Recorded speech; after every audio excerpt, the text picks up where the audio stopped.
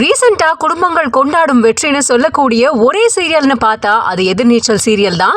இயக்குனர் திருச்செல்வம் இயக்கத்துல வெற்றி நடை போட்டுக்கிட்டு வர சீரியல் தான் எதிர்நீச்சல். இந்த சீரியலோட பிளஸ் பாயிண்டே இந்த சீரியல் நடிச்ச குணசேகரன் தான். இந்த கேரக்டர்ல நடிச்ச மாரிமுத்து சும்மா பட்டைய கலப்பி இருந்தாரு. இவருக்காகவே இந்த சீரியலை நிறைய பேர் பார்க்க ஆரம்பிச்சாங்க. ஆனா எதிர்பாராத விதமா மாரிமுத்து இறந்து போனதுனால சீரியல் டவுன் ஆகிட்டு, இதனால சீரியலை சீக்கிரமே இயக்குனர் முடிச்சிட்டாரு. ஆனா சீரியல் முடிஞ்ச கொஞ்ச நாள்லயே இந்த சீரியலோட கண்டினியூட்டி வருது அப்படின்னு அறிவிச்சிருந்தாங்க. சோ பார்ட் 2 ஆனது இப்போ ஒளிபரப்பாகி வந்துகிட்டு இருக்கு. இந்த எதிர்நீச்சல் 2 சீரியல்ல இப்போ ஜனனி கதாபாத்திரத்துல மதுமிதாவுக்கு பதிலா பார்வதி நடிச்சுக்கிட்டு வராங்க. சின்ன திரையில விஜேவா களமிறங்கி அறிமுகமான இவங்க முதலா நடிகை தேவயானிக்கு மருமகளா புது புது அர்த்தங்கள் தொடர்ல நடிச்சு அறிமுகமாக இருந்தாங்க. இப்போ ஜனனியா எதிர்நீச்சல் சீரியல்ல கலக்கிட்டும் வந்துகிட்டு இருக்காங்க. இவங்களுக்கு ரசிகர்கள் தொடர்ந்து தங்களோட ஆதரவை கொடுத்துட்டு வராங்க.